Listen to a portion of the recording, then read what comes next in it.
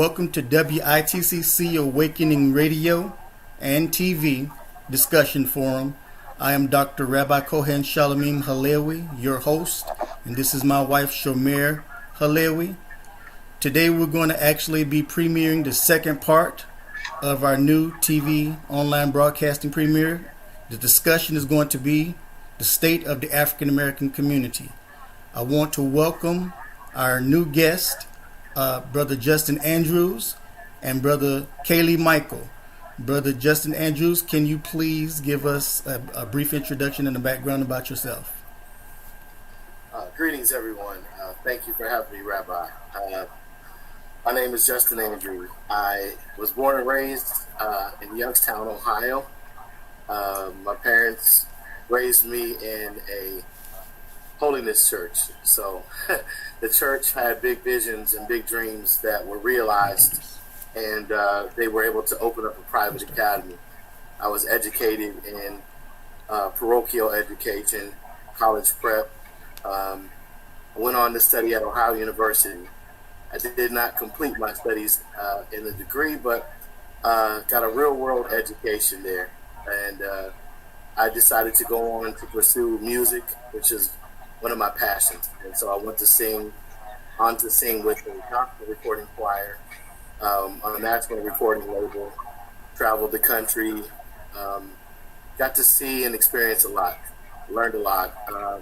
In that time period, I also was into broadcasting, being that my father was a career journalist and broadcaster. I went into that particular profession as what they call a gopher. I was an engineer, worked my way up to an on-air talent. Actually, at one time, I was the youngest black male to have a morning drive slot in the city of Columbus, Ohio. So I'm very proud of that. Made a lot of political connections there. Actually got to tell the mayor of the city how the people really felt about the first black mayor in Columbus, as far as his grassroots ties and the issues that were challenging our people. So I've made a lot of interesting connections, and in the meantime, I developed an avid thirst and hunger for studying the Bible, other holy books, the histories of religions and the origins of such. And so I want to thank you for having me on. Currently, I'm in corrections. I've done security throughout the years. That's how I became acquainted with Lashawn, and we got very close, working together in various ventures. So I appreciate you having me here today. Welcome to the forum. Welcome. And Kaylee Michael, go ahead and give us a brief introduction about yourself as well. Okay, well, shalom again, everyone. Everyone's hearing me okay? Yes. Yeah. Okay, great. So, my name is Kaylee Michael, and, brief about myself. I was born in the States, but I grew up in Trinidad, but I've spent an equal parts of my life in both countries, so I have a unique perspective. As far as my professional background is concerned, it's primarily in domestic and international politics. I worked in the New York State legislature for a period of 5 years, then for a not-for-profit for about 2 years in DC, and then most recently I actually worked with my father's business in Trinidad and Tobago called the Institute of Medical Education that has to do with training professionals in the allied healthcare sector. So I would have had a pretty interesting professional background and experience. As far as my ties to the rabbi, we would have known each other over the course of 14 years, and I've had a very interesting journey in a unique way. So that's all about me. Welcome. And so everybody knows Kaylee Michael is also the Chief Secretary of Minister of the Mizrahi Jewish Ethiopian Jewish International Rabbinical Council. I also want to welcome returning guest Aviv Ben David and also Lashawn Raney. Welcome to the group. We're going to go ahead and get started with the conversation. This is part 2 of our premiere. Of course, as you know, we're touching on some sensitive topics regarding the state of the African American community. Last week we discussed the issues of COVID-19 and also how it has impacted people of color in the African American community. I want to state to everyone who's watching this that, of course, we're going to be touching on very, very sensitive topics. But make no mistake that the topics that I'm actually we're discussing and the questions I'm asking, we in no way take the experience and the troubles and the struggles that's going on in the African community lightly. If I didn't care about the African American community, then these broadcasts would simply be centered around Jewish life, Jewish theology, and Jewish growth and development. So we're taking our time out to give a focus on the African American community because we feel that the African American community does need some guidance, and they do need to have issues that have not been addressed to be addressed and brought to the forefront. So make no mistake about it, we take everything that we say and everything, all the questions that we say very lightly. Lashawn Raney, if you can adjust your camera because we can only see the bottom part of your face. There you go. Is that better with the Yes. camera? See, okay. Okay. So I'm sure everybody has had the chance to watch the what I consider the national tragedy of these riots and protestings going on. I myself personally and professionally believe that we're seeing unnecessary acts of terrorism, unnecessary acts of aggressive violence, and we're seeing a display of behavior that has been going on in the African American community amongst themselves for quite some time now. Of course, I believe that the liberal left, not just Antifa, but the liberal left and gang members and everything are behind these riots. But I also see that these riots are, these protests, while of course I always believe that everyone has a right to protest. It's a constitutional right. That doesn't mean that everyone has to agree with the protest. I do not believe that the protests are legitimate, and of course I'll actually explain my position as we progress. I'm going to start off with Lashawn Raney.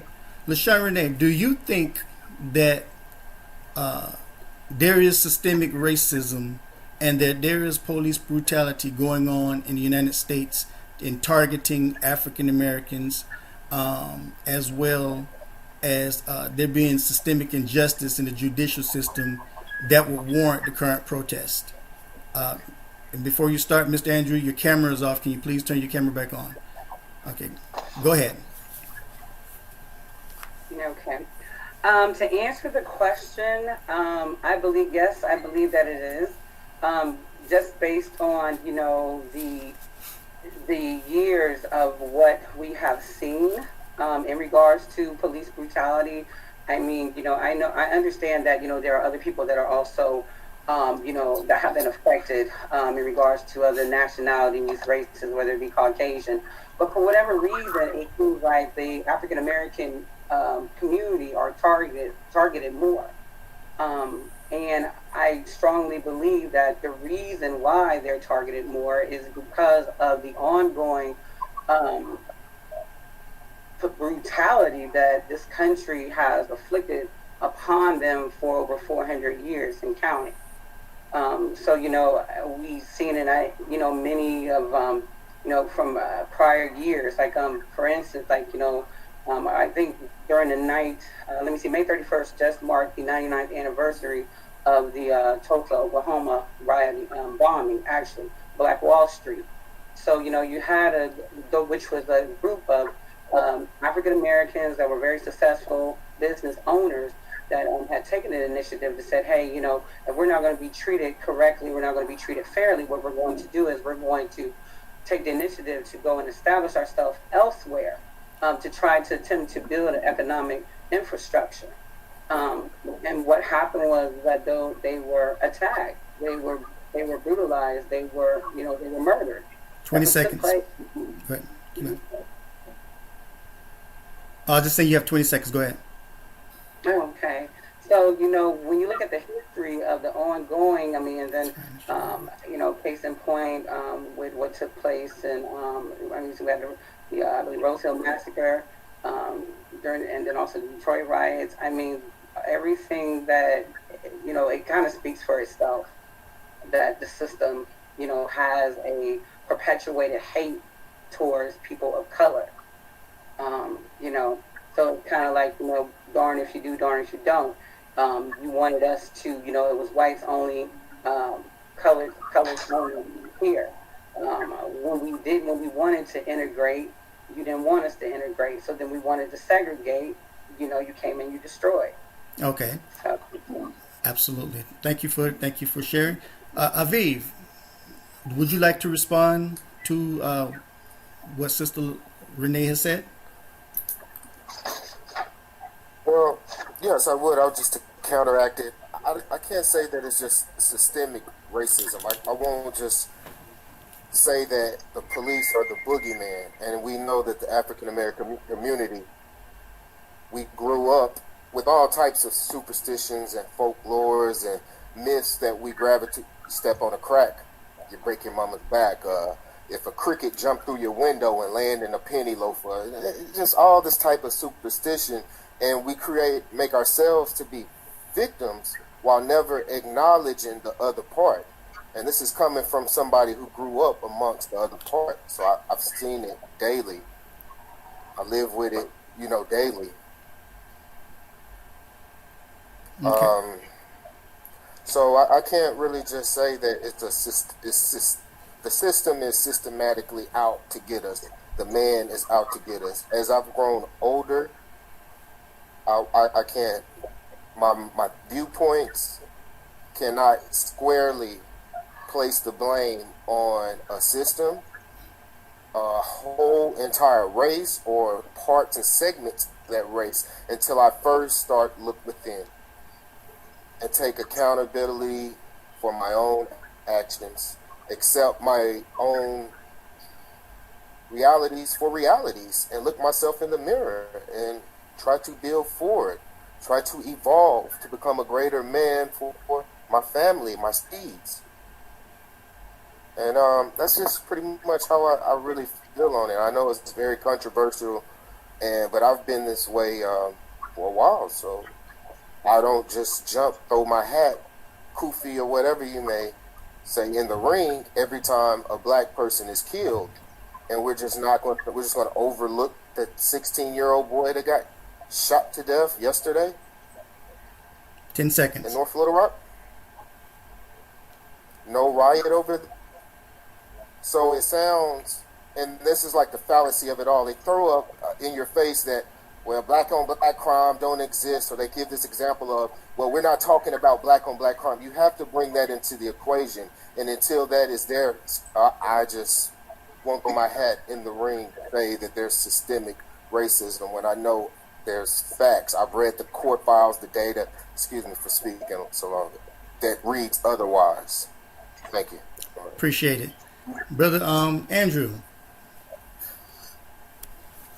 I'm not sure you really want to hear my perspective on this. Go ahead.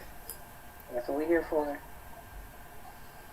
First of all, we're not people of color. The pale faces with blue eyes and blonde hair who have our recessive genes as their dominant gene are the colored people.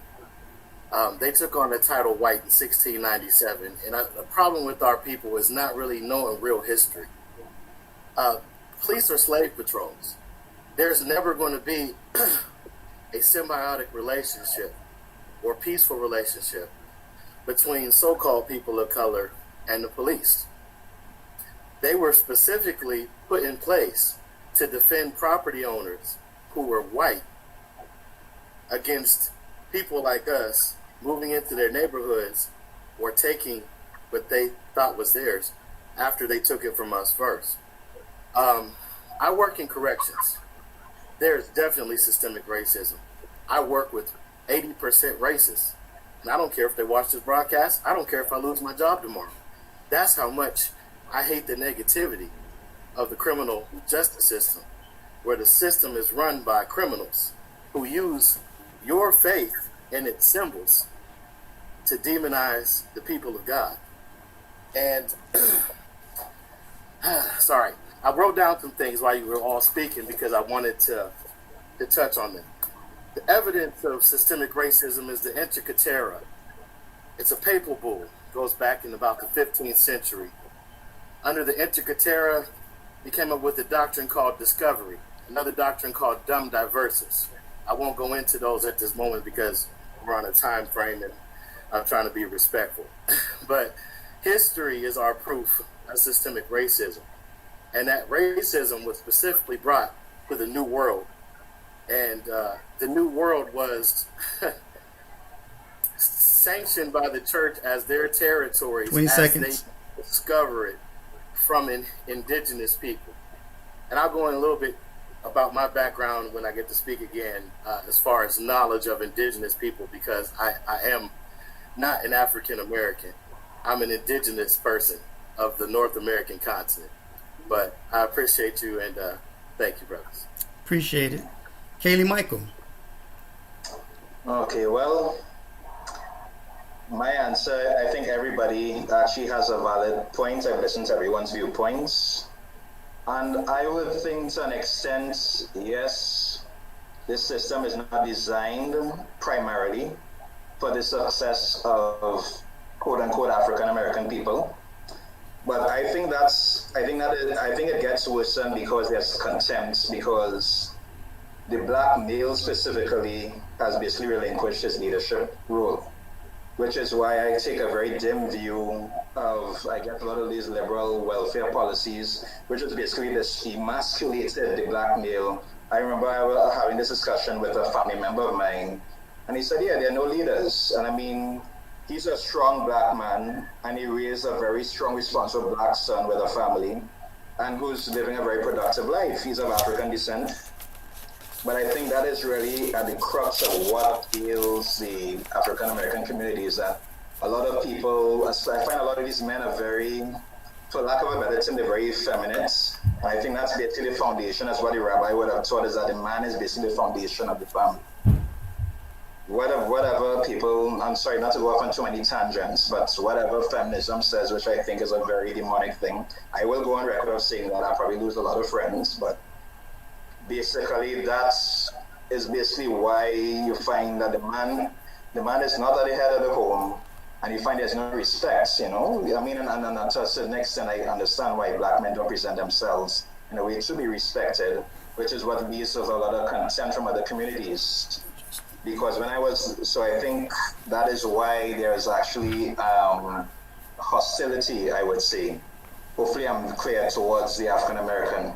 But I do note that, yes, the system was not primarily designed, but 20 seconds.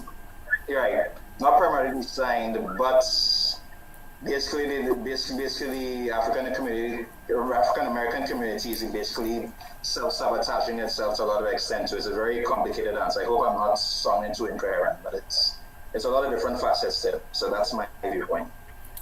Thank you for sharing. I think, well, Shomer, it's your turn. Would you like to say something?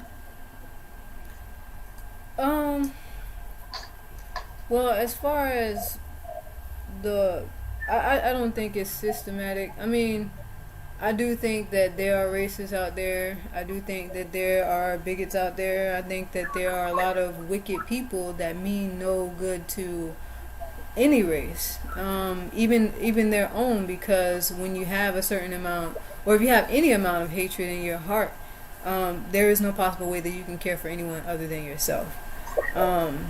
So, you know, whether a lot of people, they always ask, well, is it the system trying to bring the black man down or whatever? But what about, even if the system wasn't designed for the black man and it was designed by the white man for the white man, what about Asians?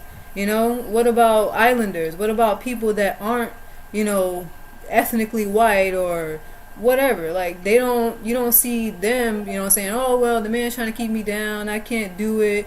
Brother Joel that was here last week, he came and he said, you know, one thing that resonated with me, the difference between, you know, other people of color and black people or African Americans is that they say, well, I got a bad hand, you know, but I'm gonna do what I can so that me and my family can make it, and so that we can have an inheritance that we can give to our kids and our future generations. So they build up, they smart up, and they get their academics.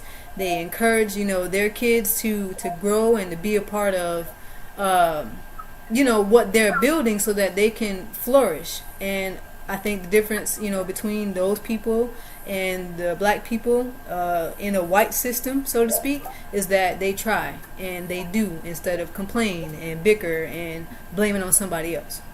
So I don't think it's systematic at all. Okay, and to just follow up on that, my position is that yes, there used to be systemic racism 50, 60 years plus ago, but America has actually showed a willingness to change and to evolve. People never take into account that it would have taken righteous and good people of white descent, or European descent that I like to say, for African Americans to have even gotten rights or come out of slavery. If it wasn't for Europeans, good Europeans, struggling and fighting on behalf of the African slave, then slavery would most likely still be in existence today. And to go further, if it wasn't for people like, for example, it was the Republicans, for example, who created the abolitionist movement that led to the freeing of the slaves. It was also the Republicans who introduced the first Civil Rights Act. And believe it or not, the first Civil Rights Act was actually introduced in the 1800s after slavery. But of course, it was squashed by the Democrats and everything, which was founded by the KKK, by the way. And it was also the Republican Party, the GOP, that also introduced the Civil Rights Act of, I believe, is 1957, which at the time, John F. Kennedy, for example, a Democrat, was a senator, and he actually voted against it. And the Civil Rights Act that eventually became passed, it was because the Republicans forced the Democrats to pass it, even though they actually vehemently rejected it. So it would have taken, you wouldn't have civil rights, and you would still be in the same conditions that you're in with systemic racism, slavery, or segregation, if it was not for Europeans standing up and saying, this is wrong, this is not how you treat a human being, and they're standing up and actually fighting for the civil rights and helping to found the civil rights. Like, for example, the NAACP. The NAACP was not founded by African Americans. The NAACP was founded primarily by Jewish people. And they're the ones who stepped in. And of course, it was African Americans that later helped cause the foundation, the organization to evolve. But it was founded by people of non-African descent. And if it wasn't for these other peoples being involved, then the rights and the privileges and the opportunities that are now afforded to African Americans would not exist. And of course, when you talk about systemic racism and everything, when you look at Caribbean people, when you look at people of color from Africa, like for example, me and my Isha are a perfect example. Our family comes from Mount Carmel, Israel, and we're considered Middle Eastern, even though people want to categorize us as black, but we're not black. We're not African American and everything. We actually come from the Middle East, and I have several different doctorate degrees, and my Isha, she's working on her degrees, and she's excelling, working where she's working, and evolving and moving up the ranks. We have opportunities to education, and you see this with the Caribbean people from Africa, people from South Asia and South America. When you go to the hospitals, you see these faces. When you go into the judicial system, you're seeing more faces of people of color. When you look at the police forces and everything, especially in predominantly black communities like Atlanta, Detroit, Chicago, and everything, the overwhelming faces are of people of color and everything. And when you look at how many black billionaires that exist in the United States, and you look at the successful entertainers, the successful rappers, whether they're evil or good, and everything, and you look at the opportunities on television and media and everything, we see the evolution of black superheroes, everything. Like, for example, my favorite is actually Black Lightning, and I think Black Lightning is better than Superman. And I'm a super huge fan of Superman, but I love Black Lightning and everything because the family orientation that they put attached to it, even though I think that some of the things that are in Black Lightning are controversial and detrimental to the African American community overall, the message of family unity attached to a superhero a TV series is something excellent. And so when I look at all of the opportunities that African American have been afforded and everything, and looking at the opportunities that I've been afforded. We come from a biracial family, which means we have Europeans, and we have, both of us have at least one parent or grandparent that comes from South Africa. We come from the exact same South African tribe. We know that and everything. And of course, we know we have Ashkenazi, Sephardi, and Mizrahi Jewish in our families, both of us. And everything. So we have been around, and of course me working with the United Nations and traveling around the world and everything, and getting a chance to experience other cultures, both European, African, Asian, South American, indigenous, natives, and everything. The argument that I see that African Americans are giving just seems to be a narrative that is rooted in victimhood. And that victimhood is actually diverting diverting away from them being able to hold themselves accountable for many of their conditions. Now, my next question is this. We hear the call for black unity. We hear it all the time and everything. And of course, I am pro that any race has a right to unify and support their race first. Any ethnic group has a right to support their ethnic group first before they cater to others. Jewish people, we cater to our own people before we cater to others. White people have a right to cater to their own people before they cater to others, and that's not racism. Asians cater to their own people before they cater to others, that's not racism. Now, when we get to the African American community or the black community, we hear the calls for unity. But there's an issue, and this is the issue. This is it, and that issue is going to come up in this question. Why should anyone, black for that matter, unite or determine their allies from their enemies based on skin tone and skin color? Lashawn Raney. Okay. Because I want to answer that question, but I wanted to go back and address the first us truly trying to understand when we talk about systemic racism, like we trying to define exactly what that means. So, can I Go ahead. elaborate on that? Sure. Okay, because it's very important for us to understand the definition of what entails systemic racism. So, adjust your camera because we can't see the part of your face is still. Can you see me now? There you go. Okay, that's Yeah. beautiful. Okay, then I lost you guys. I'm sorry. No problem. Okay, so when we talk about systemic, because you hear system, so systemic racism, so it persists in our schools, the offices, court system, police departments, and everywhere else. So then we got to question who is really in control on those levels. Okay, so more of our white counterparts occupy most positions of decision-making power in those areas. Okay, and people of color have a difficult time getting getting ahead.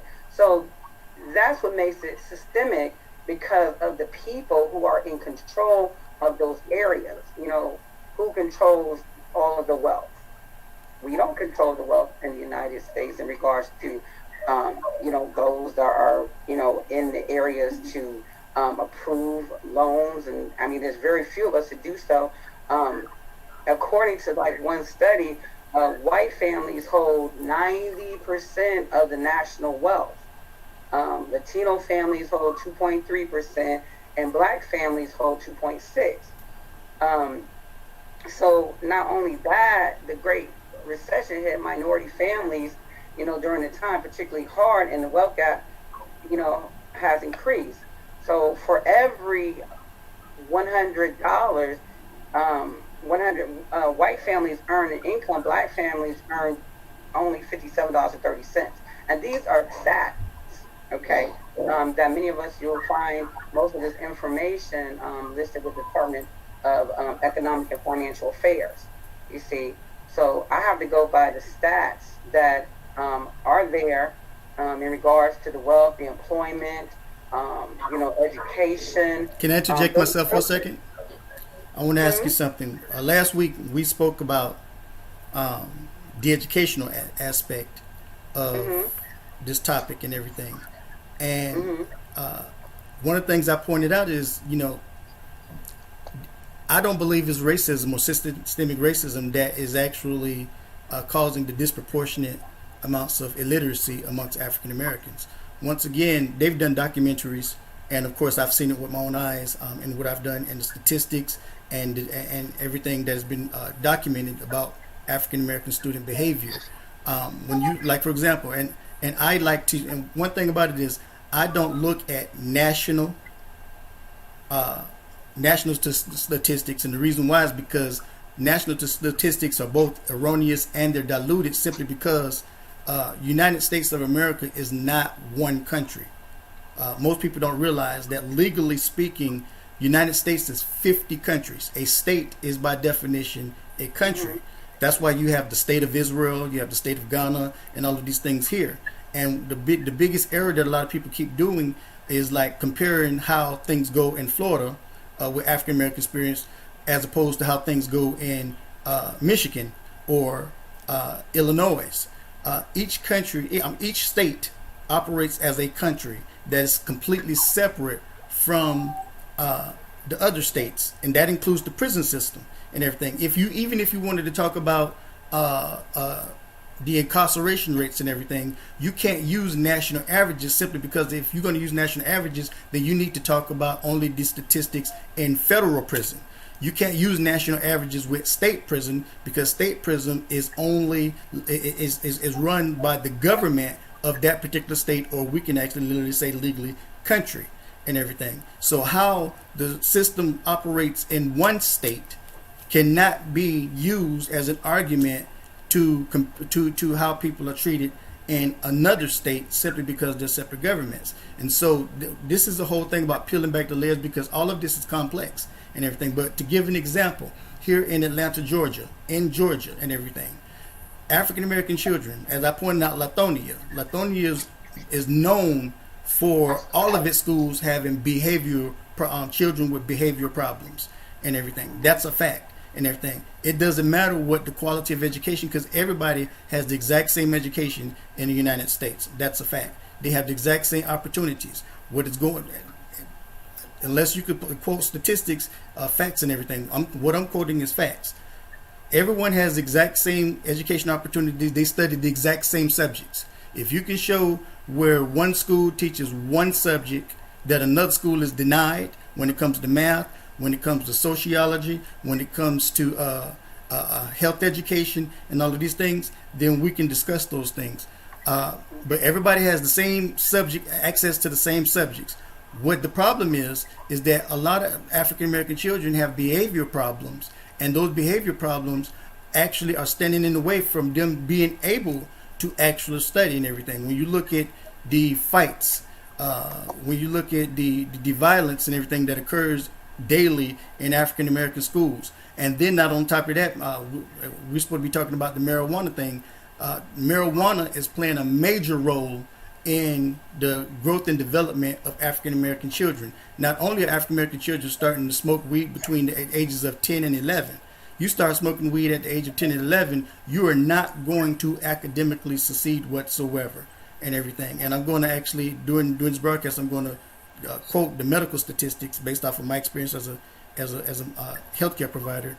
what marijuana does and everything. But not only are African American children being exposed to marijuana and other drugs and everything at such a young age, many of them are born to parents who actually have used drugs that have inadvertently destroyed the genetic optimal structure of their children, which is leading to children being born with lower IQs and thus having problems with development and growth mentally and emotionally.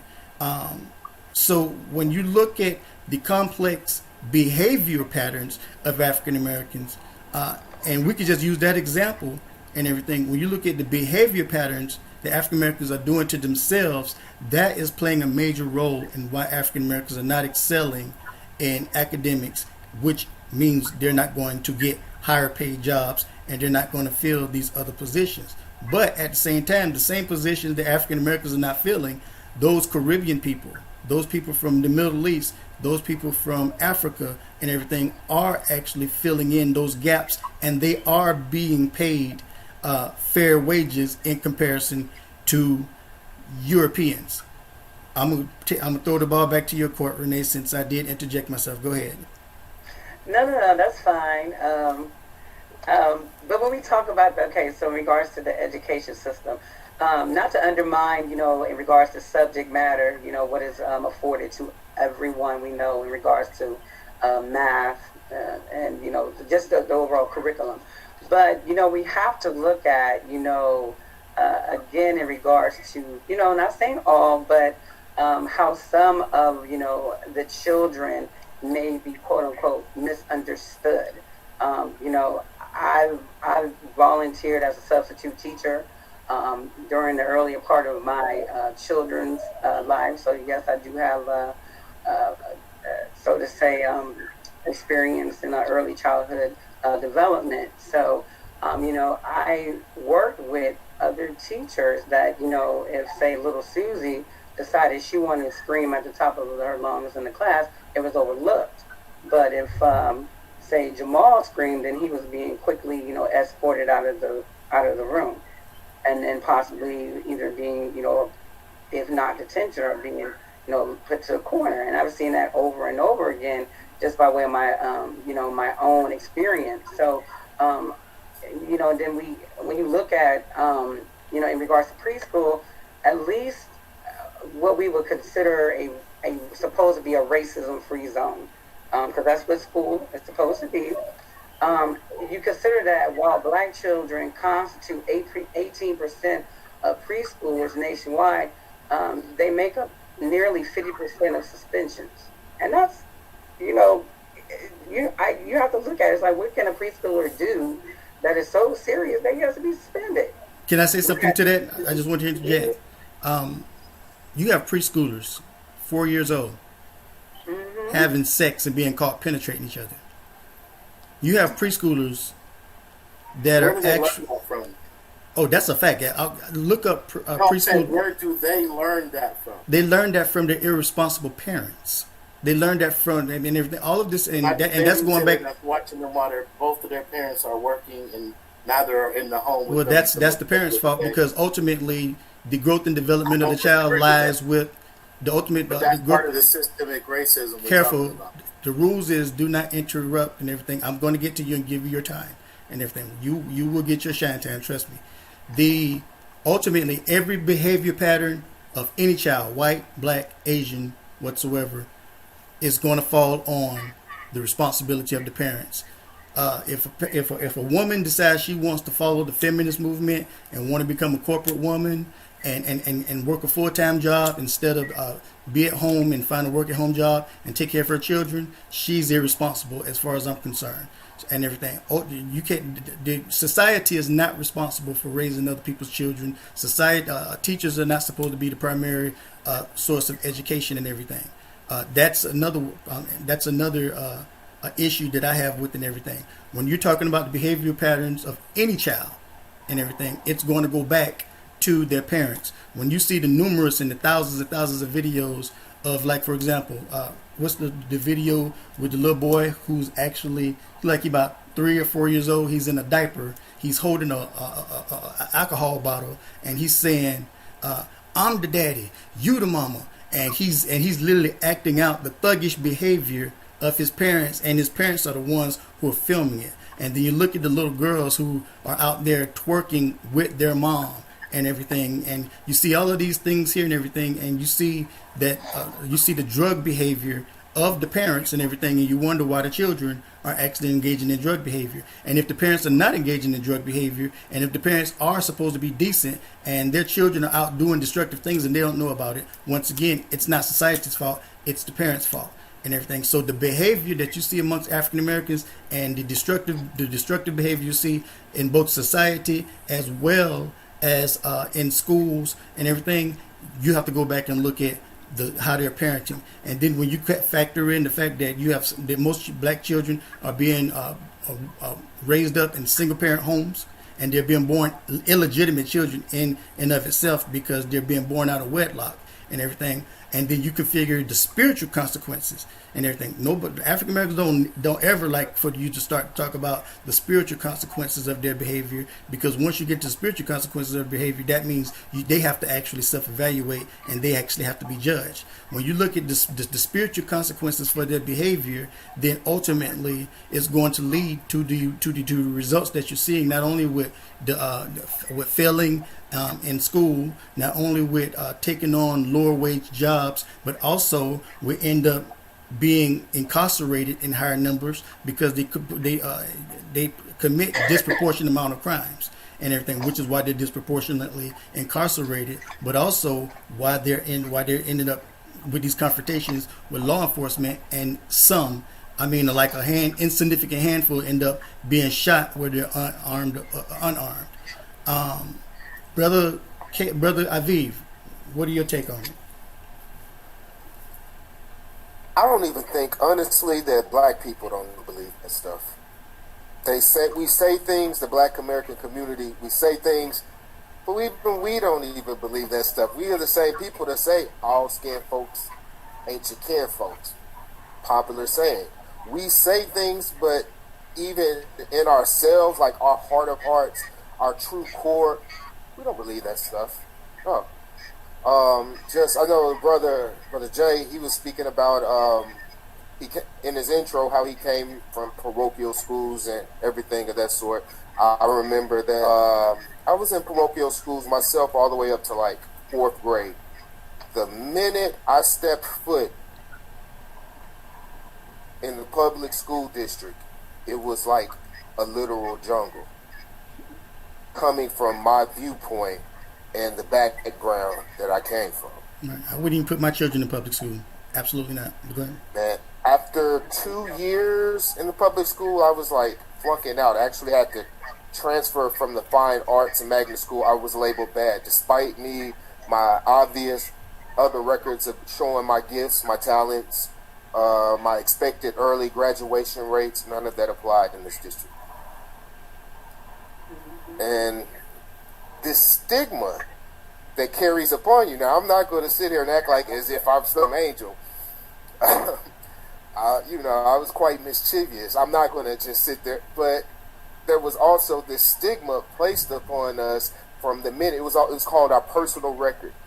Once you get something on your personal record, it's like you get detailed and profiled in this certain category. So I was labeled amongst as the bad kids because there was no category for mischievous kids. So I was treated that way by several teachers.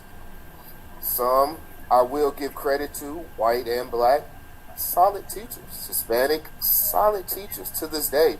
Look at them like mothers and aunties, like auntie to me, but we still, like I said, goes back to what some of us were speaking on in the first question is there's that red tape that we don't want to address. We don't want to address the elephant that's sitting in the room.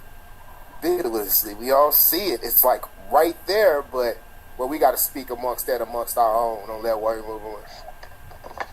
But we never get there. Farrakhan called for 10,000 men, and people now are like, oh, where's Farrakhan at during this tragedy and trauma and police killings? Farrakhan has been on the front line, has he not? 40 years, even after he's transitioned and got older. Like, he has still been on the forefront, still getting ready to make a public statement, I think, on July the 4th, the 90th birthday of the NOI. Dr. Wesley Muhammad of the NOI has a very popular Breakfast Club interview. It went viral. You guys should check it out. But he has, in the past 2-3 years, started speaking about the chemical weaponization of marijuana. 20 seconds. I know the rabbi has been speaking on this as well, and for years prior. But the disdain that he received back, I'm reading the comments, like, Brother Wesley is like the big homie, you know what I mean? I think he originated out of a 5%er group. Like, he was down with the brotherhood, he's down with the get down and all of that. The minute he said that, they shut down. They shut him down. I saw him on eyes. Read the comments. Yeah. And you know, with me being an integrative doctor of medicine, like I said, I've been in forums where there's 50,000, 20,000 people, and all of them are black, and they attack me, insult me, call me a fake doctor, call me all kind of things, and then try to use the internet.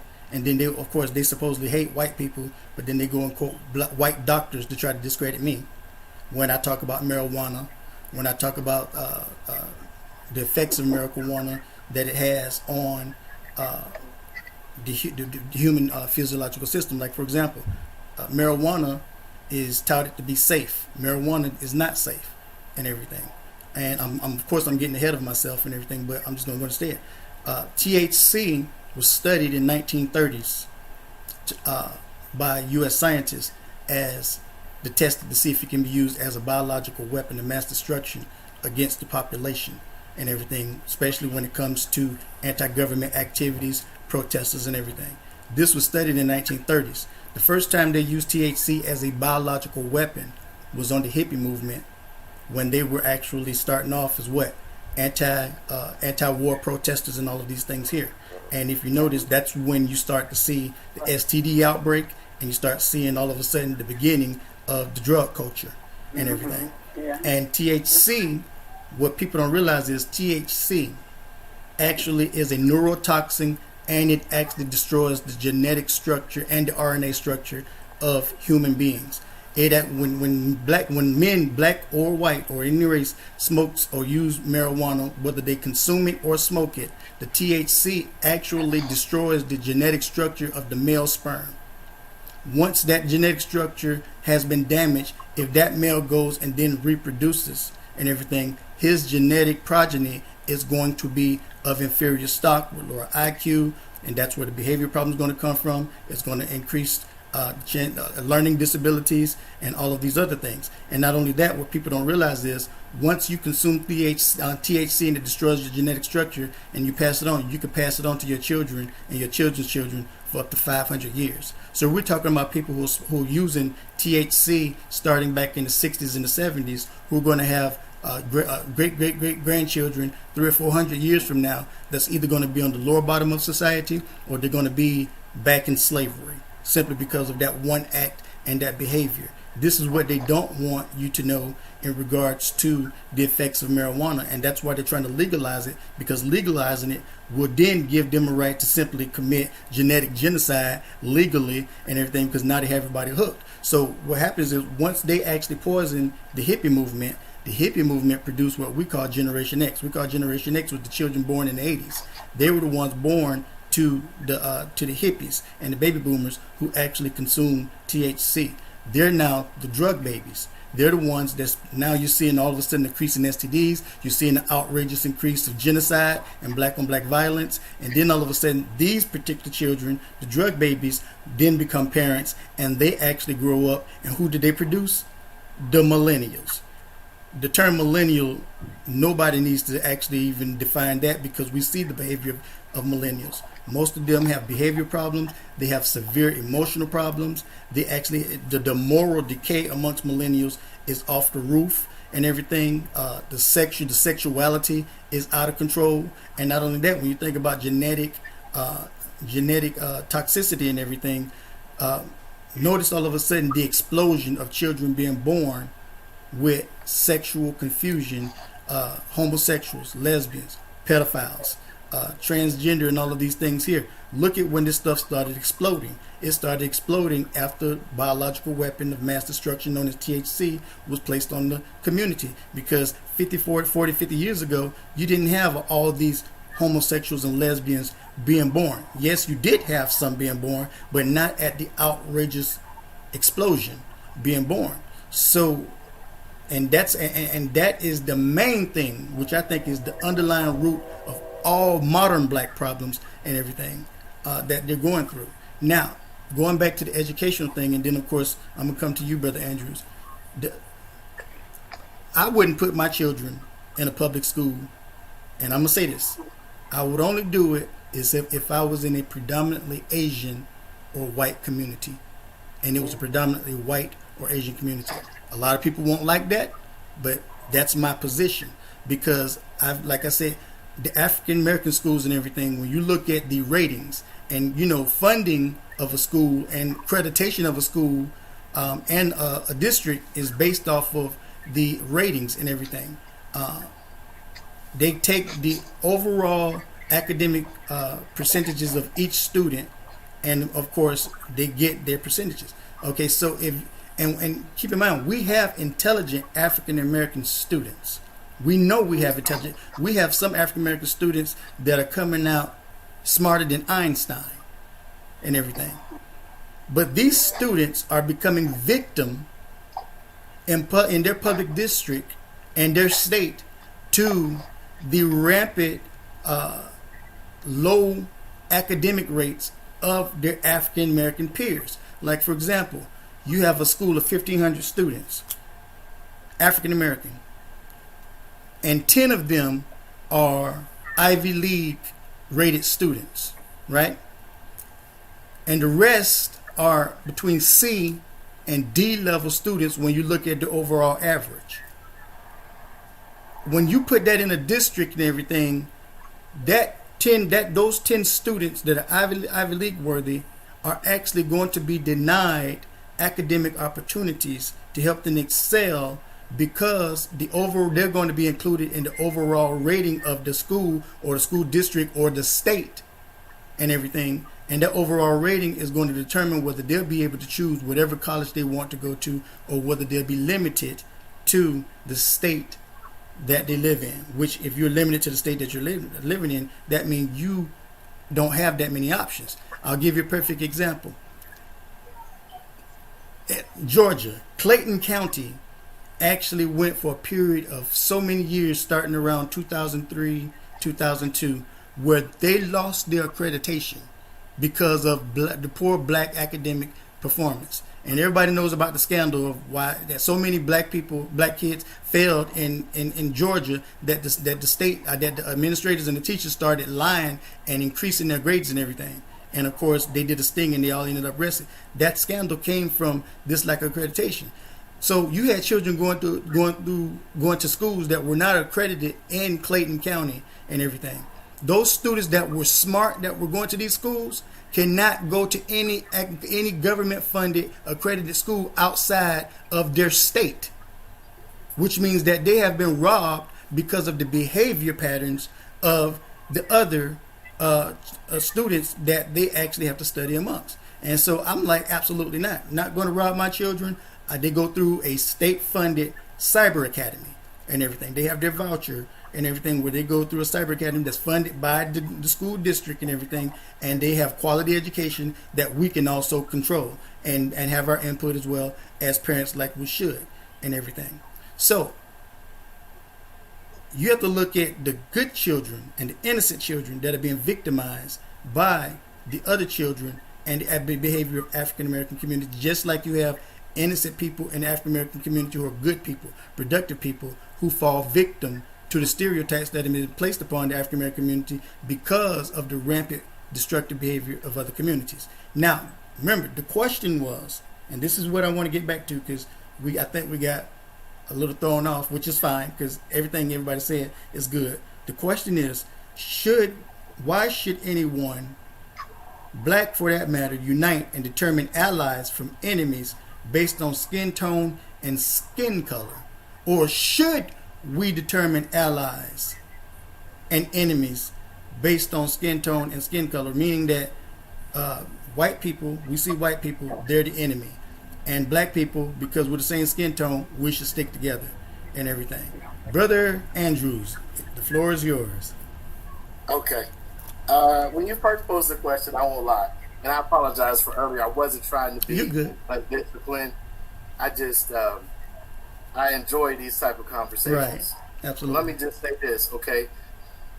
I don't disagree with a lot of what you have to say, right? So it's kind of hard to build that dialogue because you're like light years ahead of where you might think we should be, right? Because I it's taken me years to come to those revelations, even with some of the things that Brother Kali had to say and Brother Aviv has said, right? There was a time where the immediate emotional reaction would have come out in the negative, right? But I also at one point in time used to vote Democratic and Democratic only.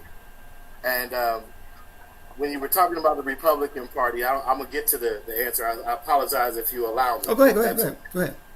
Republican Party was founded by 150 blacks and 20 whites in 1867 in Houston, Texas.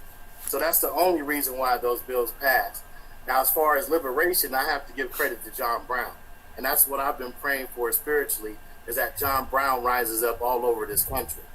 Because we don't need the Antifa, we don't need the far left, and we don't need the radical black, quote unquote, speaking for us or demonstrating for us, okay?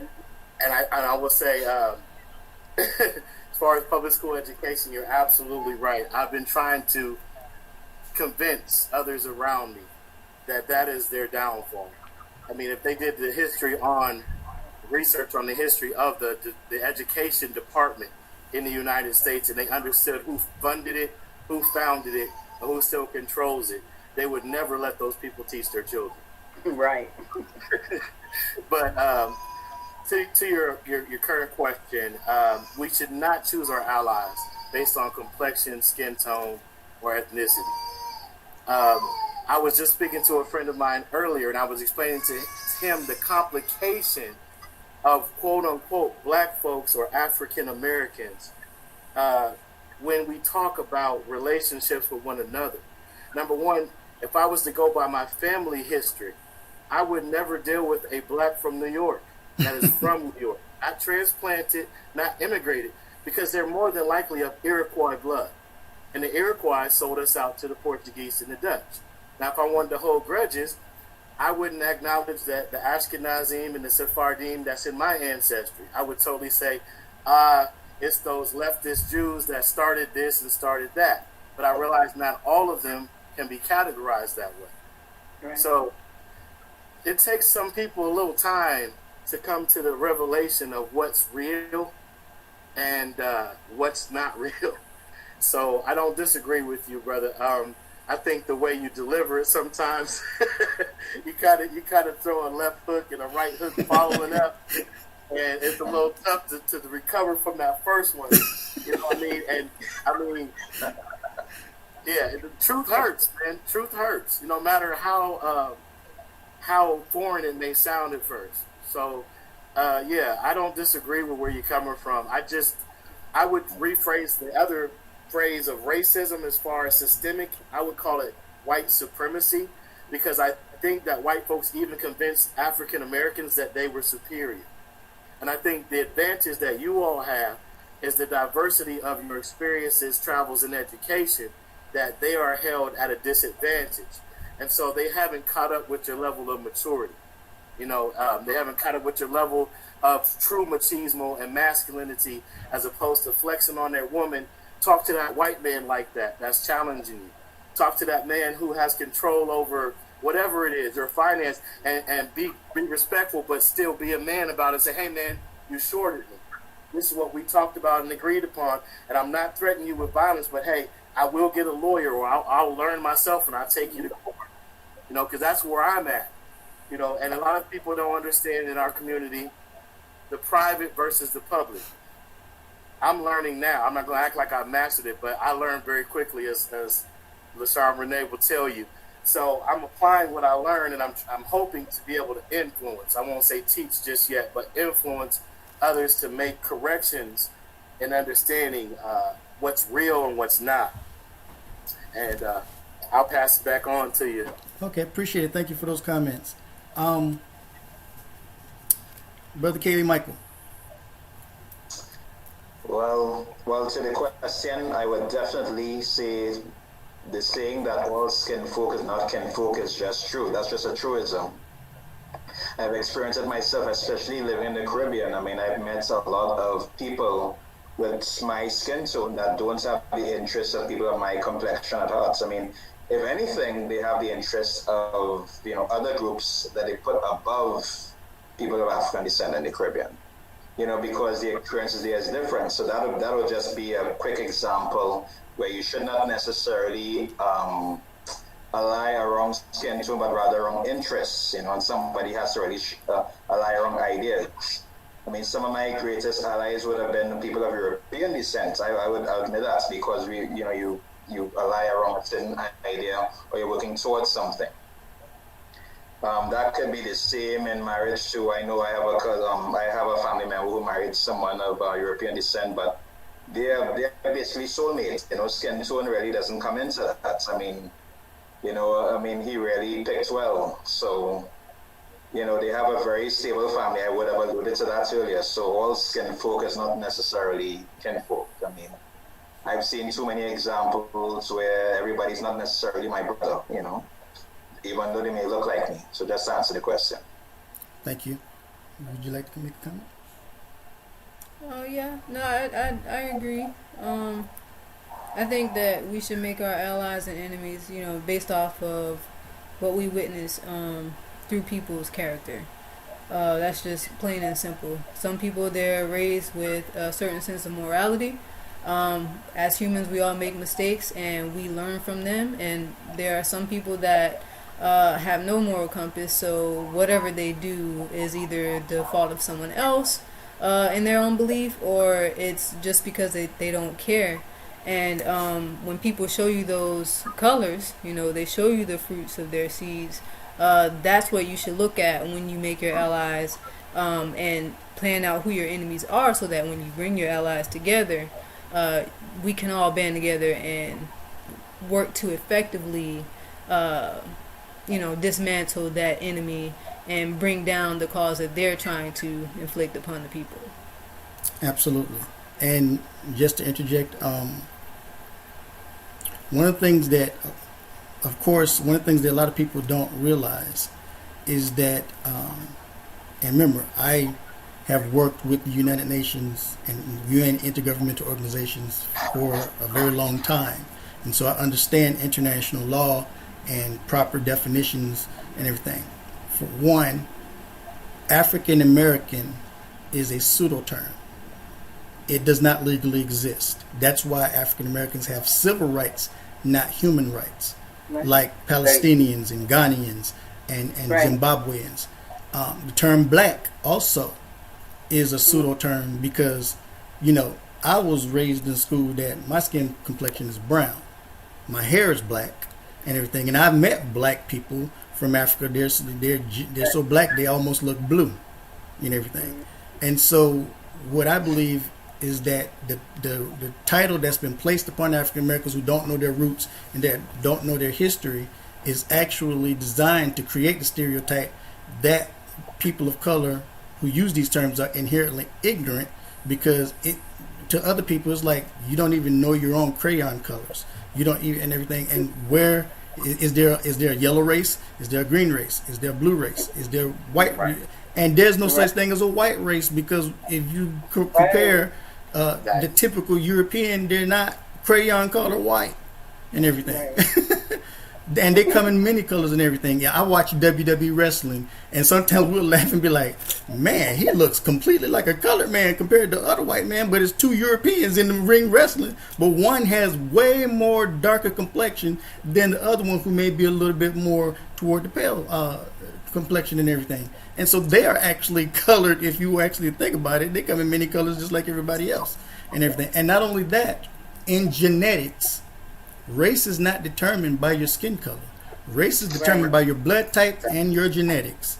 Like, for example, all of us in this group, many of us have the exact same skin tone. But I bet you one of us have B blood, one of us have O blood. Does anybody have A blood in this group? AB or A blood? I do. You have AB or AB? I'm sorry, repeat again. I believe AB. Okay.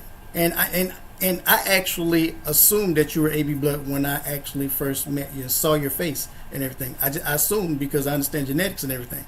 If you are of B blood, that means you are of African ancestry. Your predominantly biological makeup is African. If you are O blood, even if you have the same complexion or darker, you are of Asiatic ancestry. That's your biological makeup. If you have A blood, you have European ancestry. And of course, AB blood means that you have a combination of both European and African ancestry. Those are different races of people. So right here in this group, right now, we have different races of people, but we're all being stereotyped as black and African American.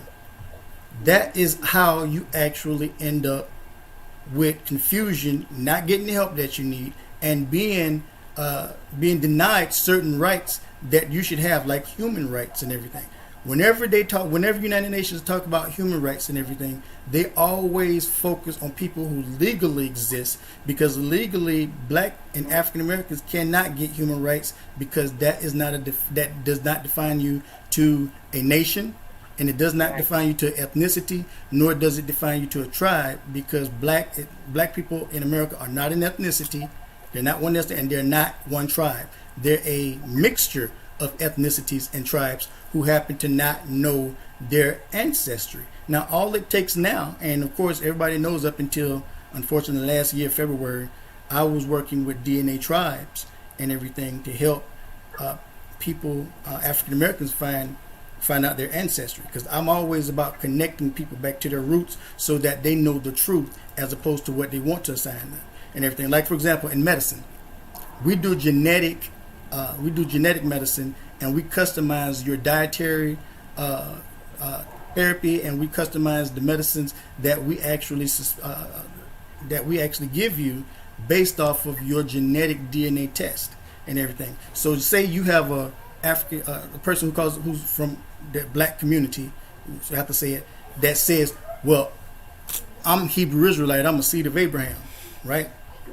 And your genetic test comes back and says, no, you're either a white or European, or you're actually from Africa.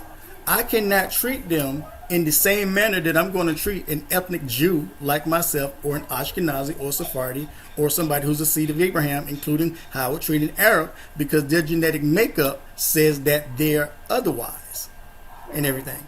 If I was to go based off of what they wanted to self-identify themselves as, I'll be malpracticing and everything. That will make me an illegitimate doctor and everything.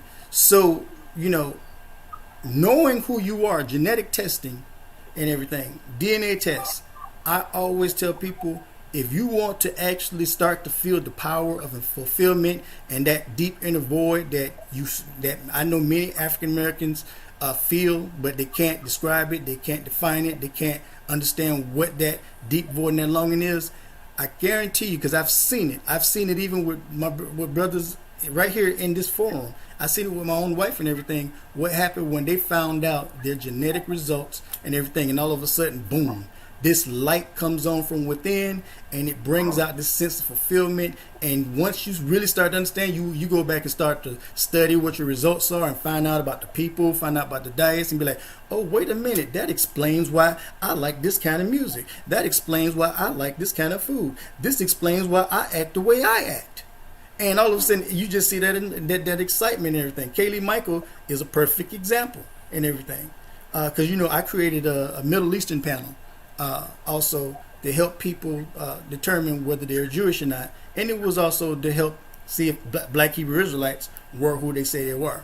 Unfortunately, only about 5% are who they say they are. The rest of them have no connection to the seed of Abraham. And so when that started happening, they started telling everybody genetic testing is bad and everything and all of this stuff here. And I'm like, okay, well, if genetic testing is bad, what would you do if you were out of town on a long trip and you get a phone call from your neighbor and your neighbor say, hey man, your wife is pregnant and ain't your baby. And you say, and you go and ask your wife and you say, have you had an affair? You say, no, you can trust me. And we had sex right before you left, and look at the time period and everything. This is your child. Would you go by what your wife said, or would you go and take a DNA or paternity test? And if that DNA paternity test came out and said you are not the father, are you going to say that DNA test is flawed, or are you going to actually look at your wife and say, "Oh, why did you cheat on me?" Shut them down, because that's the reality and everything. So skin color, and I think the Eternal Creator put this inside us, this key, so that, because he knew that it's a possibility with human error, at some point someone would get uprooted and forget who they are, or be taken away from their roots. And he put this one little key that could be unlocked and return you right back to where you started from, to give you a new start in life. That's called DNA genetics and everything. So when you understand that, then you have to go back and say, okay, when you think about, for example, Sudan versus South Sudan, watch this. Those are two different nations now, right? Now, don't get me wrong, most of them are of the same race, but they're different ethnicities, right? Now, South Sudan is going to cater to their people and their tribes first. Regular Sudan is going to cater to their people and their tribes first and foremost, even though these people look exactly the same. And then when you have the different tribes all throughout Africa, those tribes are going to put their people first before they put other tribes first. That's just common sense and everything. So now it gets to the point is, and before I jump ahead, and at the same time, we see also this South Sudan and Sudan are at war with each other. We see other African nations are at war with each other and everything. They're attacking each other, and the core root is usually one wanting to put their people above the other, and the other wanting to put their people's interests above the other and everything. It's always about self-interest. Any country, any nation that goes to war, we see people in Europe fighting. Remember, all the world wars we had were not really world wars. It was actually Europeans fighting Europeans for the most part. Why they call it world wars? Of course, because they thought they were the world back then. But those were not war. Those were regional wars between Europeans fighting each other, because you had one nation that had interest for its people over the other nation. So that means they didn't give a damn about their skin color. They gave a damn about their nation and their tribe and everything. They didn't get, Germany didn't give a damn about Austrian people having the same skin tone as them. As far as they were concerned, they were going to attack them because they were going to put Germany first. Sudan don't give a damn about South Sudan's people, and vice versa about their skin color. All they know is they're going to ensure that their people come first. And African Americans are trying to take a whole group of people who come from different ideologies, different family values, different genetic backgrounds and everything, and they're trying to group them all together and everything without understanding. There's a reason why you keep seeing these tribalistic wars in Chicago, Detroit, Atlanta, and everything, because they're not seeing each other as brother and sister. They're thinking about their own interests and their gangs, which are tribes, first. Right. Especially Chicago, brother. I'm glad you said that. Go ahead and speak, brother. That's a deep history there. Absolutely. Everybody that moved into there just added to the aggravation between the tribes and the Moors that were already established there. Mm-hmm. That's right. So now we have the gangs or organizations that just represent the tribes, the peoples and folk nation. Right. I mean, peoples and folks, that was the tribes. Right. Okay. Right. So ultimately, when you start looking at these things to prevent tribal wars and all of these things here,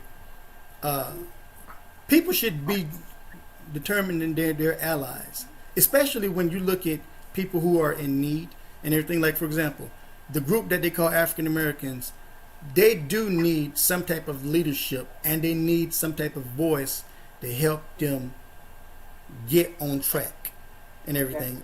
If they want to create alliances amongst each other, absolutely nothing wrong. Creating alliances is a form of brotherhood and everything. They need leadership. The leadership that the African American communities have had, from the NAACP, Al Sharpton, Jesse Jackson, and I hate to say it, Martin Luther King. Martin Luther King should not be the voice of African Americans anymore. Once those tapes came out and proved that he was actually complicit with rape, and he was complicit with sex trafficking, and he was complicit, and he stated himself on audio, he wanted to found the International Association for the for the Advancement of Pussy Eaters. He should have been nixed from the African American community altogether, because if you're going to ignore his behavior, then it's going to explain to others why you like Jay-Z, why you like Snoop Dogg, and why you like all these other thug rappers, and it's going to make you look like you're complacent, defending and looking up to thugs. That was the Baptist sitting. Absolutely. Go ahead, Lashawn Raney. Absolutely right. right.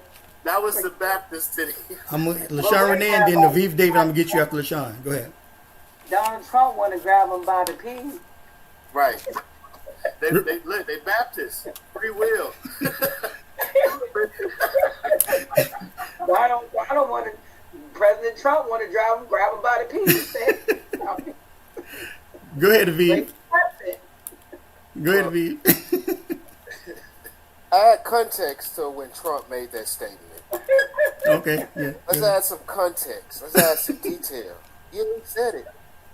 But he said it in the privacy of amongst his own friends or peers. It was secretly recorded by a secretary or a former employee of his, who was later disgruntled about being fired, who was also a member of the LGBTQ. You see? So that's just to provide a little bit of detail behind certain things. So when we look at it from that angle, was he standing in front of the American public with a red tie on? Did he say it then? No, I know he was being sarcastic. Right. I know. Right, but what difference does it make? Not just speaking on, definitely not coming at you, sister, at all like that. I'm speaking like as the mass public in general. I know sister right there don't play. I can see it. Just mass public, they blew it up into hysteria as if we or one of our friends have not ever said something like that. And women talk like that in their own way amongst their own circles. It's true. But we get so fueled by emotionalism, we blow everything out of proportion. And only reason why we really hate Trump is because the media and certain celebrities tell us to hate Trump, despite the fact that they were seen hanging with this dude all the way through the 90s before he got on CNN, announced that he was through with the Democratic Party. The same guy that funded Jesse Jackson, both of his presidential runs. That's right. The same guy. I'm pretty sure he's funded several more campaigns. He knows about the dirt on both sides of the field, whether it's coming from Democratic or Republic.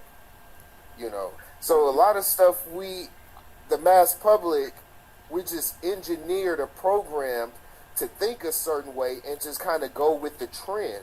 There's always, like I believe, and definitely in this forum, everybody here are able to, they have their own thoughts. They don't just think like what's being portrayed out there in the mainstream. But I really just wanted to hammer in and home in on the fact that a lot of times things are not what they seem. Like when the rabbi was saying, if you take somebody and you strip them of their roots, literally their cultural, tribal identity, who you are, then you teach them hatred towards certain things, whether it was the hatred of black, even though not to make no excuse like this should be ingrained. Like I said, every generation must take responsibility. And it starts with stop glorifying pedophiles. Stop call the stuff for what it is. Don't go and make an uproar because President Obama wore a tan suit, khaki suit. That's irrelevant. We talk about BS every day on the. I'm not really on the black Twitterati. I catch things like 2 or 3 days later, so I don't see it when it's just posted. But we play all day on the internet and we perpetuate these same myths on a global scale at the touch of a phone. You know what I'm saying? I actually have to stop watching them. Man, I've shed tears just watching some of them World Star fights. Man, that's 20 seconds. Savage. Yeah. And I'm not calling the whole race savage, but I just really wanted to hammer in on a couple of points to just provide a different reality from a different perspective. You know what I'm saying? It's coming from where I'm coming from. Absolutely. Absolutely.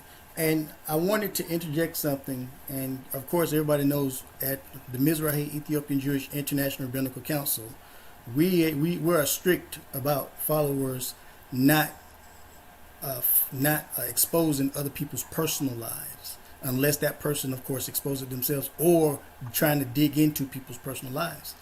One of the things that should have ended the conversation and said, that's not my business, that's his, is when Donald Trump mentioned the grabbing by the private parts.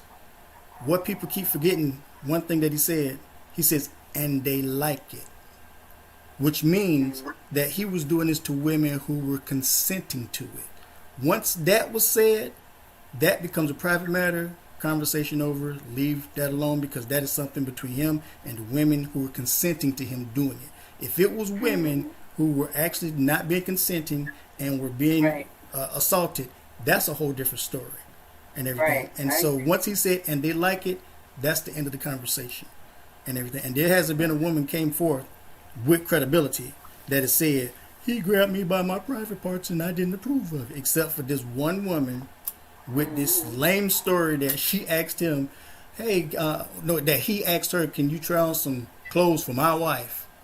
And she go and try on some sexy clothes for his wife, and then somehow they end up with all these people around him. He's a billionaire with all these security guards and everybody around him, paparazzi and everything. He somehow pushed her in a public room and then started trying to have sex with her and rape her and everything.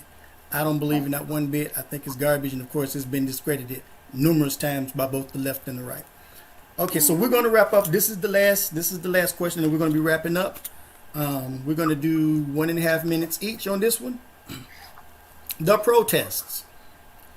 Why is it okay for people to protest and riot over someone getting shot and killed during the commission of a crime, and it appears that black people consistently protect thugs?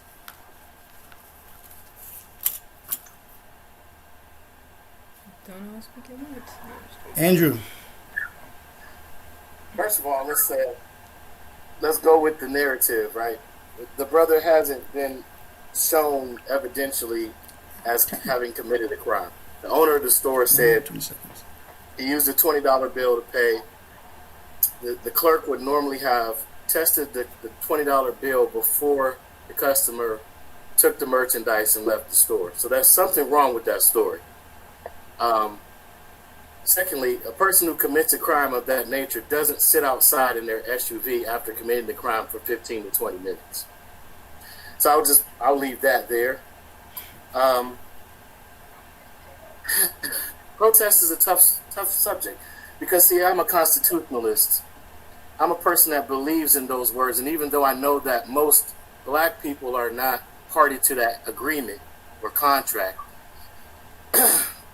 those who are aware of it should follow their white patriotic brothers in the practice of their Second Amendment, First Amendment, and any other amendment that pertains to their freedom any chance they get. Because what you don't exercise and what you don't implement is taken from you. So anyone who showed up to those protests should not have showed up unless they were going to be willing to do violence. I'm not saying they should loot. I'm not saying they should set things ablaze. I'm saying that they should posture themselves strategically, letting the establishment know that they are full, ready, and capable of doing battle to do exactly what that Second Amendment states they have a right to do when facing a tyrannical government. Whether you say like a state government, which is its own country of their own making, or the federal. So you believe, so you believe that there is police brutality and police is being tyrannical? I know there is. I work with law enforcement. I've seen it, and I've interjected and I've stopped it, and I've been called to witness it, and I've been called to write reports. And despite scrutiny, when you tell the truth, sometimes it comes out that the person you look at as a cohort, what do you call it? A peer is wrong. 20 seconds. They made a misjudgment. I've even watched. Go ahead. I'm sorry. Your screen paused, so I don't. I'm know sorry. If I was saying 20 seconds. Go ahead. Did you say something? Can you hear me? I think there might be it looks like. Oh, he probably lost connection. Are you there? For a while. Yeah, delay. There's a delay on his end. Yeah. It looks like. Okay, I'll come back to him. Oh. Okay, there you go. You Okay. I guess you had a connection problem. I was just saying Yeah. 20 seconds. Go ahead. Okay. Yeah, I have witnessed police brutality.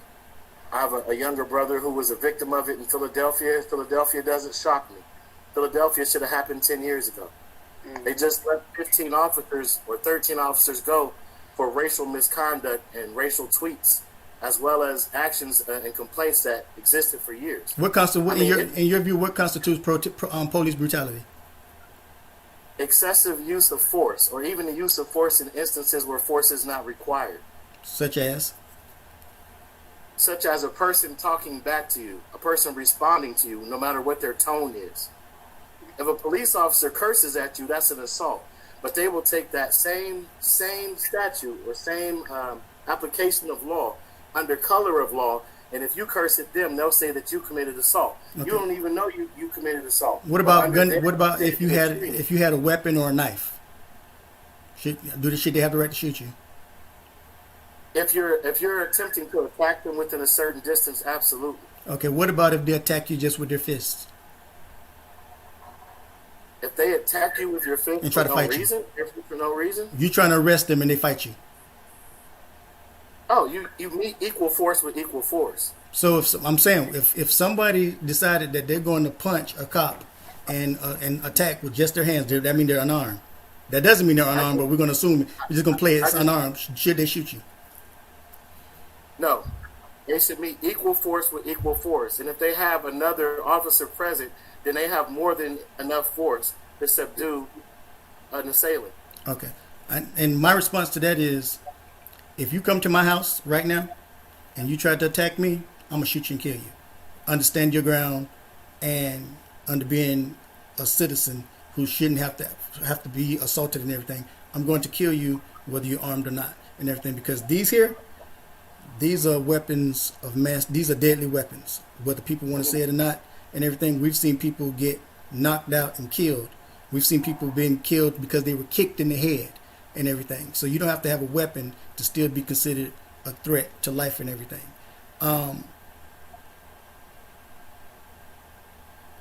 Are black people being systematically eradicated? Lashawn Raney. We answered that earlier. I know we're going back over some things. Are they being speaking of police brutality by the police, are they being systematically eradicated and targeted by the police, specifically to that? I believe in certain instances they are, and that's only because, also in regards to Justin, because I have witnessed and I have friends that work in law enforcement, and I have heard these conversations saying we're going to go out and we're going to hunt us some niggers today.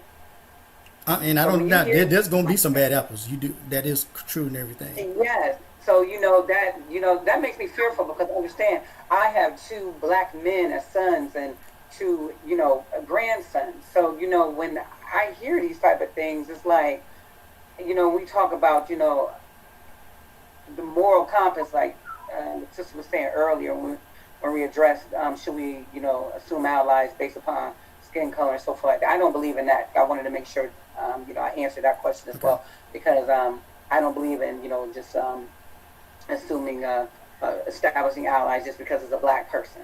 Or, if you're white, okay, you're going to be my friend because you're white. It's based upon moral recompense. So when you look at the moral compass of some of these, quote unquote officers, those that have been sworn to protect, I have to really question if that is a disease that is going throughout the whole entire uniform of what we call law enforcement. Because, if you are, and I'm sure if that officer or that individual was comfortable to actually say that around other people, quote unquote, regular civilians, I'm sure that he's having that conversation at work amongst his peers.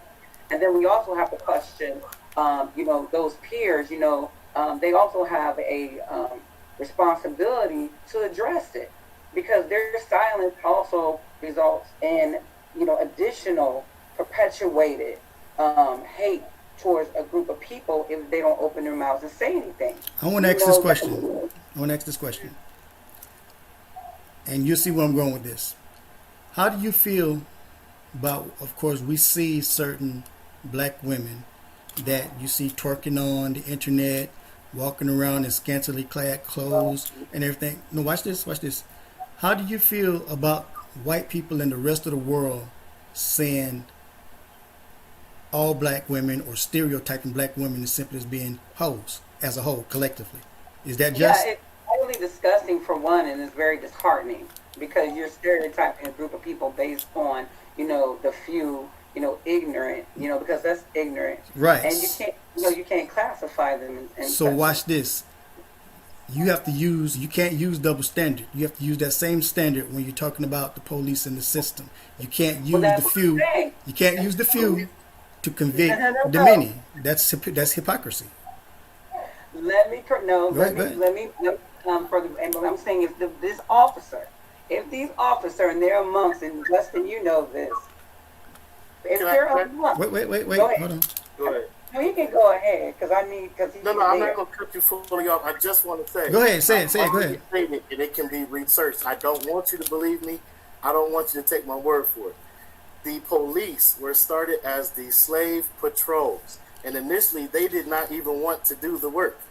They were forced to be armed. They were poor immigrants that were from Europe that were forced to chase down the indentured and enslaved peoples. I had to say that's factually incorrect, because we've had all throughout history, through Africa, Asia, Europe, Middle East, there's always been a military or police force to keep order and authority. So that is actually not factually correct. But go ahead. We're not talking about the policy enforcers when you bring those people up. These are people that were not put in place to enforce laws. They were simply put to enforce laws against people who were poor. Well, that's not what's going on in America right now, unfortunately. Represent that particular demographic. Okay, now watch this. Okay, so it's ultra convenient. It's ultra convenient. Of course, you have a right to that perspective. That doesn't align with fact and everything in history, but this is what I want to point out. Remember what I said earlier about the fact that we have 50 different states, and one thing I always see black people do erroneously. They'll see how a police officer reacts to a criminal in Texas versus how they react to a criminal in North Carolina. And they'll compare and say, look at that. See how they treat them over there versus how they treat him over here. That is not how you do it, because once again, Texas is a different country with a different government from North Carolina. Only under federal, when you're dealing with federal officers, can you actually use national averages. This is what the media don't want you to know and everything. This is what the media is playing a big role in this instigation of race and brutality and all of this stuff, because they know that most people are ignorant of these facts and everything. The only way you could compare racism, brutality, and an unjust system that is against people of color is if it's the same district, same county, same police station, or the same state overall. You can't compare Florida to Chicago. I'm not finished. You can't compare Florida to Chicago. So this is what you have to do is and think about it. When you look at even with black, no interrupting. Ohio sets the standard for the training. We have a rule. Hold on, I will get to you. But you cut me off, brother. I respect. I will. Just a moment. You can't have it both ways. Sir, you actually went over your time limit. Stop it. Ohio peace officer training. I'm gonna have to ask you to stop it. This is your last warning. There's certain things that are exactly the same. There are certain policies that they all follow. Unfortunately, if you don't follow the rules, we do not do the black over talking thing. That is not acceptable in our domain and everything. I ask you, you would, and see, do you see? This is the problem right here with the African American community right here. They want to control the narrative. They want to speak how they want to speak. They don't want to follow rules. They want to follow regulations. And then, of course, they act like this. He cannot come back on the show because of that behavior. He would have had another floor and everything. All he had to do was wait and everything. This is what we as Mizrahi Jewish people, we are different people with character, with integrity, with rules, and we have a value system. And anybody who comes on here, no matter what their perspective, we allow everyone to share their perspective, but we're not going to allow our broadcasters to be overtaken and overrun with the chaos that we commonly see with other black broadcasts and everything. And my followers know I'm a man about integrity and I'm a man about honor, and I'm not going to tolerate that. And I'm also a Jewish Rabbi-Cohen and everything. If Louis Farrakhan was broadcasting this, you would not have done that to Louis Farrakhan, and so you're not going to do that because each of us stand in a position of authority that should be respected. When you don't have order and authority, that's how you end up with the anarchy and the chaos that we see out here in the streets right now that's tearing down this country. And I'm not going to tolerate it. So therefore, he decided to leave and be a big baby like all these big babies out here rioting. That's his problem and everything. I actually expected it. That's why I invited him on and everything. We're going to continue. As I was saying, just a moment, as I was saying, and I almost lost my frame of thought and everything. You can't use one state against the other. Now, of course, we got to wrap up because we're not going to go over time. But when you look at even when you deal with violent crimes of African Americans versus white people, using national averages simply dilutes the reality and it dilutes the problem and everything. What needs to be done is regional statistics, like what's going on in a specific city, what's going on in a specific community, and you look at the rates of violence and poverty and other and even education, academics and everything, and success and productivity. You need to go by each city and each state, not overall national averages. Do not buy into that liberal mainstream media garbage about trying to use national averages, because it simply dilutes and it simply is a form of deception when it comes to statistics. So because of that, I'm going to actually read some things based off of city and regional locations about statistics as it relates to brutality, so-called brutality, and so-called systemic racism. Keep in mind, we have 350 million people in the United States, correct? Out of that 50 million people, 36 million are classified as people of African descent.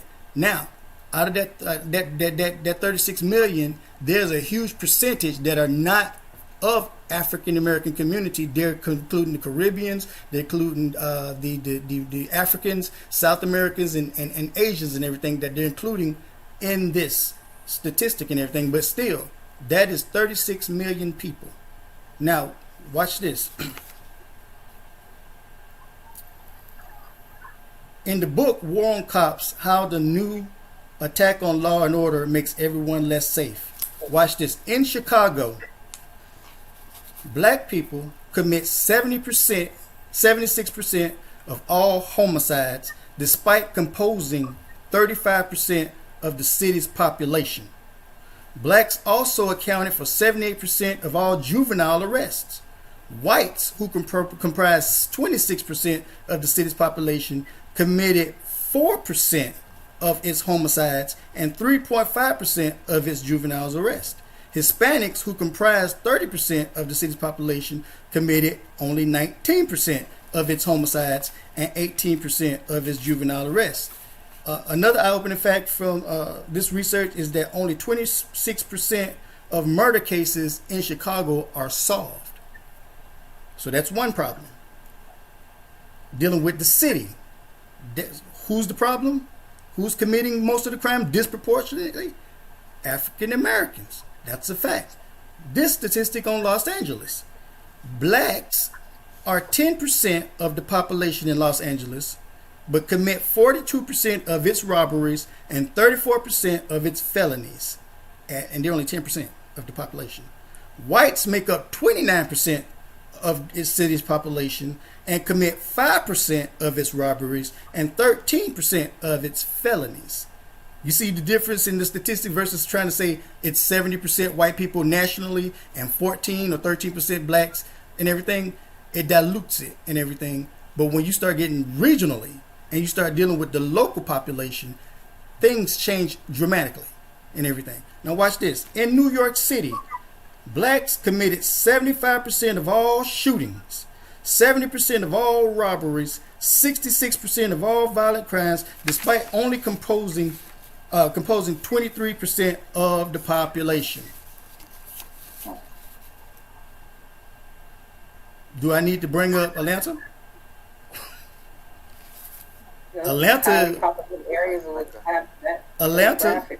Atlanta is predominantly black.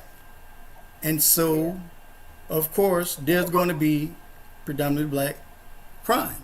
Atlanta actually had a murder rate and a crime rate that actually was higher than, I believe, 96% of most other cities in the United States. And the biggest perpetrators are African American. So when you start looking at local in the areas where African Americans are concentrated and where they're not concentrated, when locally they become the disproportionate people who are committing disproportionate amounts of crime, which is going to mean that they're going to be the ones who are disproportionately incarcerated. So, you know, of course, and then when you look at, let me point this out.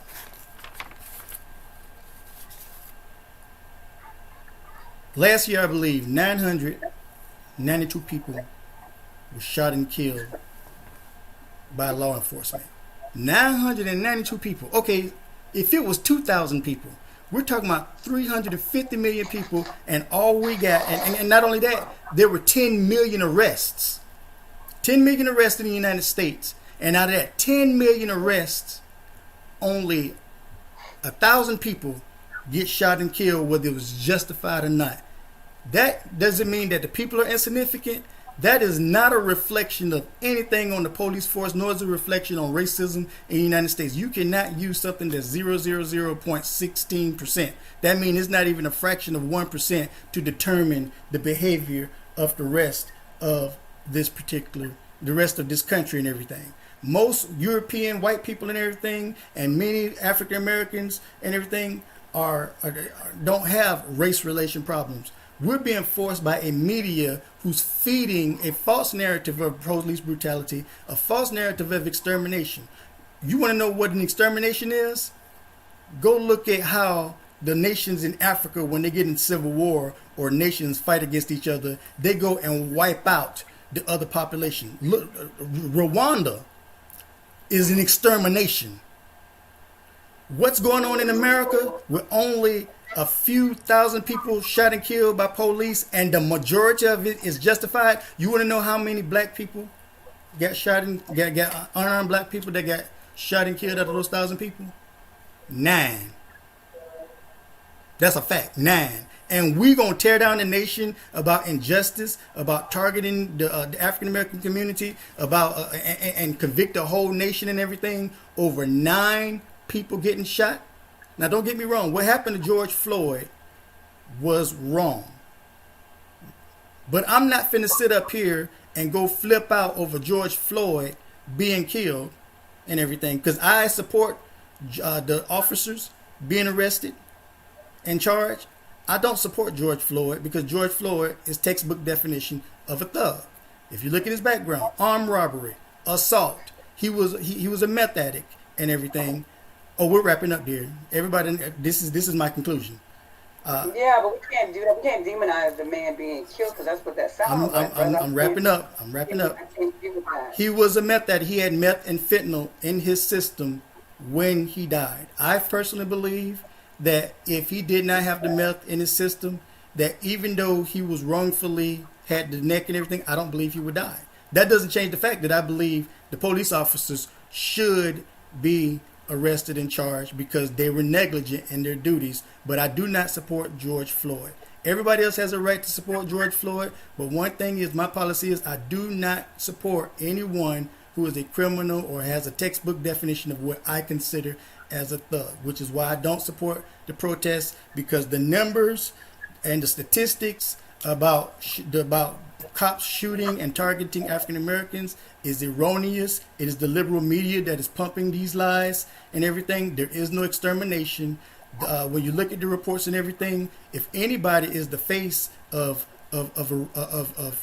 being shot by cops, it is white people and everything. But even the amount of white people that have been shot is an insignificant number that nobody in the nation should have any outrage about. The number of black people that have been shot each year should not be of any amount of outrage whatsoever, and it should not be causing all of these problems. What we're seeing is a minority, an insignificant minority, that is actually trying to dictate and control the narrative of the majority. It is unjust, it is immoral, it is wrong, and this is why until black people actually start dealing with truth and start looking in the mirror and start actually taking responsibility for themselves, start learning to take care of their families and raise their children in two-parent homes, start actually embracing culture and spirituality and turning their hearts to the Creator.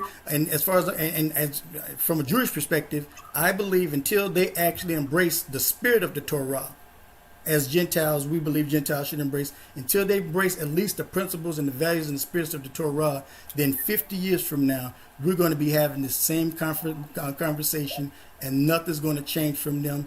Ultimately, when it comes to the African American experience, they actually are the ones who are going to have to start changing, because the rest of us who are people of color, we do not fit that narrative. We do not believe that narrative. We're prospering. We're building our families. We're actually taking care of our people. And we are not experiencing this non-existent systemic racism and brutality, because out of 36 million people, 0.16% is not evidence of anything. And so with that, I wanted to say everybody, I want to thank everybody from coming on and everything. And I know it got a little heated and everything, and I appreciate everybody for their perspectives. But of course, we're on a time and this is a broadcasting. And so with that, I want to tell everybody, may Yahweh bless you, and may Yahweh keep you. May Yahweh shine his face upon you and be gracious to you. And may Yahweh lift up his countenance upon you and give you peace. Until next time, this is WITCC Awakening TV Discussion Forum. And we will be having future broadcasting dealing with a myriad of topics. Until then, stay tuned. Shalom, shalom. Thank you for everybody from coming. Shalom, Have a good one. Shalom. Absolutely. Shalom.